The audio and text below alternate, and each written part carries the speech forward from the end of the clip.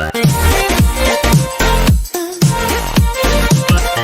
दोस्तों, आप सभी का मेरे चैनल पर स्वागत है। आज मैं आप सभी को पितृ अमावस्या की कथा प्रस्तुत करने जा रही हूँ। अश्विन मास की पितृ पक्ष की अमावस्या को सर्व पितृ अमावस्या कहा जाता है। हिंदू धर्म में पितृ पक्ष का विशेष महत्व है।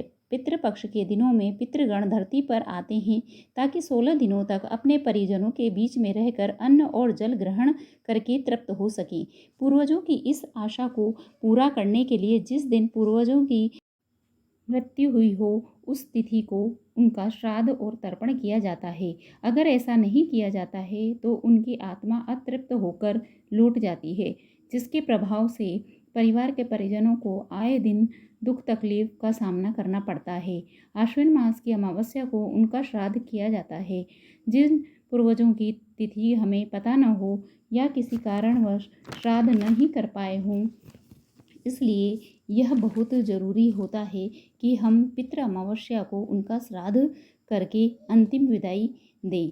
पितरों की विदाई पितृ अमावस्या को होती है, इसीलिए पितृ अमावस्या के दिन अपने सभी पितरों का ध्यान करें। अब मैं इसकी कथा सुनाने जा रही हूँ। बोलो पितृ महाराज की जय। देवताओं के पितृगण अग्नेशवाद जो सोमनाथ लोक में निवास करते थे, उनकी एक कन्या थी। उनकी कन्या का नाम अक्षोधा था। एक बार अक्षोधा ने 1000 वर्ष तक तपस्या की, जिससे प्रसन्न होकर देवताओं के पितृगण अग्नेशवाद और अन्य पितृगण अमावस्याओं के साथ अक्षोधा को वरदान देने के लिए अश्विनी अमावस्या के दिन अक्षोधा के सामने उपस्थित हो गए। उन्होंने अक्षोधा से कहा, हे पुत्री, हम सब तुम्हारी तपस्या से बहुत प्रसन्न हुए हैं, इसलिए जो चाहो वो वर मांग सकती हो। लेकिन अक्षोधा ने अपने पितरों की तरफ ध्यान नहीं दिया और वह अति तेजस्वी पितृ अमावस्याओं को एकटक निहारती ही रह गई।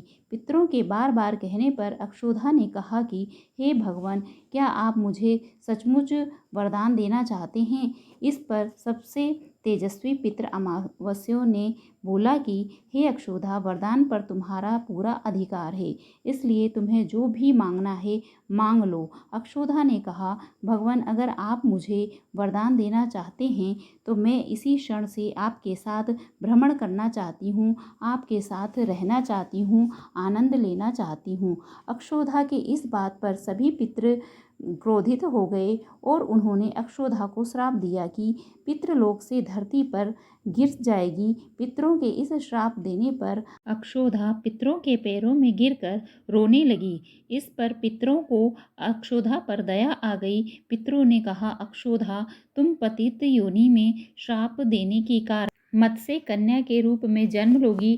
पितरों ने कहा कि भगवान ब्रह्मा के वंशज महर्षि पराशर तुम्हें पति के रूप में प्राप्त होंगे और तुम्हारे गर्भ से भगवान व्यास जन्म लेंगे। इसके अलावा भी अन्य दिव्य वंशों में जन्म लेते हुए तुम वापस पितृलोक में आ जाओगी। पितरों के इस तरह कहे जाने पर अक्षोधा शांत हुई। सबसे तेजस्वी अमावस्याओं के ब्रह्मचर्य और धैर्य की भी सभी ने प्रशंसा की और वरदान दिया कि यह अमावस्या की तिथि अमावस्याओं के नाम से जानी जाएगी। जो प्राणी अगर किसी कारण से श्राद्ध न कर पाते हैं, वे केवल अमावस्या के दिन ही श्राद्ध करके तर्पण करके बीते दिनों का पुण्य प्राप्त कर सकते हैं और अपने पितरों को तृप्त कर सकते हैं। तभी से महीने की अमावस्या की तिथि को सबसे ज़्यादा महत्व दिया जाता है और यह तिथि सर्वपितृ श्राद्ध के रूप से मनाया जाता है।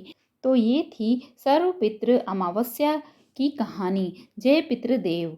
ऐसी ही कहानी के लिए हमारे चैनल को सब्सक्राइब करें और कमेंट करके बताएं कि ये कहानी आपको कैसी लगी। धन्यवाद।